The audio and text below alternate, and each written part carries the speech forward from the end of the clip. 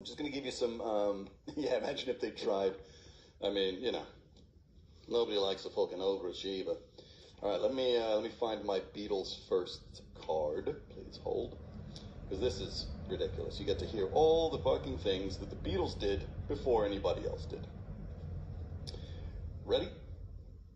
And here we go.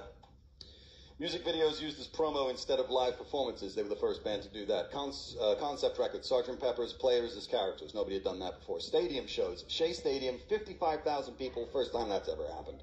Band-owned record label Apple did that. Global television performance did that first. Multiple songs at the top of the charts. In April of 1964, they had the number 1 slot, the number 2 slot, the number 3 slot, the number 4 slot, the number 5 slot. They had a total of 12 songs in the charts that week. Okay? They got the number 1 slot, the number 2 slot, the number 3 slot, the number 4 slot, the number 5 slot, and then another 7 songs are in the charts at the same time. Here are the following studio techniques that they invented. Direct injection, plugging the instrument straight into the board. ADT, automatic double tracking, the little effect that John Lennon liked to hear because he didn't like the sound of his voice.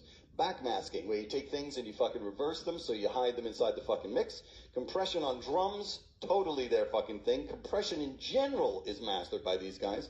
Flanging, in fact, the word flanging is made up by John Lennon because he had been working with George, and George Martin, had made up this fucking ridiculous name for what flanging was. I had it somewhere. And then he took the word flanging, took it out of that, and just started to call it flanging. So flanging, when you say in the studio, if you're like, yeah, man, let's just flange that, that's John Lennon inventing that word for you. Loop splicing, close miking on drums, and all other instruments, I might add, because don't forget a very young engineer by the name of, I'm never going to remember his name now, Jeff Emmerich.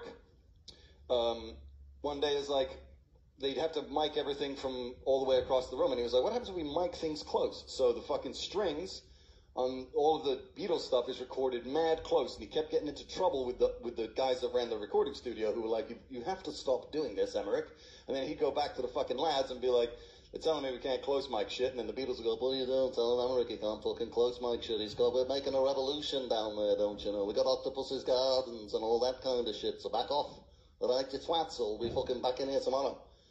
So, they invent close miking of drums, close miking of strings, blah, blah, blah, blah, blah, blah, blah. The lyrics printed on an album sleeve, first band to do that, Sgt. Pepper's. They ceased touring at the peak of their powers, first band to do that. Live impromptu show on the roof of a building, first band to do that. AM radio, so here's what's crazy, check this out. So, AM radio in America used to be the #1 way to listen to the radio because, little bit of nerdiness, FM and AM work 2 different ways. FM is line of sight. If you can see the antenna, technically, even if it's 100 miles away, if there's a direct line between you and the antenna, you'll be able to receive it. That's why, you know, when you go into a tunnel or you go in a bridge or anything like that, you'll lose the FM signal. In a country the size of America, FM was very much underused because FM would allow you with enough frequency to go across states forever, right? Well, check this out. AM radio, the DJs on AM radio refused to play all of Hey Jude. They played a radio-edited version of it.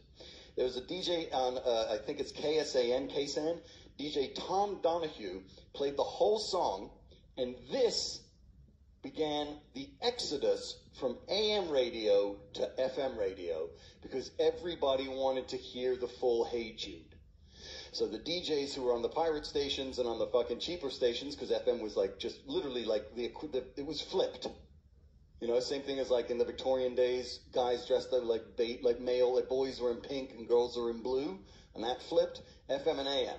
How we look at AM now is how FM used to be back in the day. So they managed to shut down almost an entire industry because that industry prior on AM wasn't playing all of Hey Jude. Each member was the star of the band. Hadn't really happened before, where every single member was a character, was a person, they had, you know, different fan clubs for each member of the band. They did the first fade-in recorded on 8 days a week. The first feedback recorded is on I Feel Fine. Now that's a little bit of a, we're not so sure about that. There were some people prior, but they're saying it's the first pop record that had feedback on it. First number one over 3 minutes, Ticket to Ride. First usage of Eastern instruments on music, Norwegian wood. There is a little bit of conjecture there that Brian from the Rolling Stones also could grab that, but we're going to give it to Harrison because it's fucking George Harrison. First use of a fuzz bass, think for yourself. First double A-side, Day Tripper, we can work it out. First uses of Leslie for vocals, putting the fucking vocals through a Leslie speaker, Tomorrow Never Knows. First use of backwards tracking, Revolver. First number one over 5 minutes, Hey Jude. First number one over 8 minutes, Hey Jude.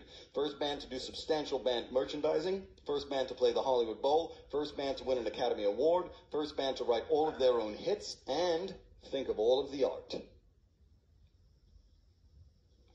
I don't know, man. I gotta be honest with you. I think that, like, the Beatles are kind of fucking overrated, don't you think? That fucking guy, you got no room for that dude in your life, man. Don't invite that guy to Thanksgiving. That person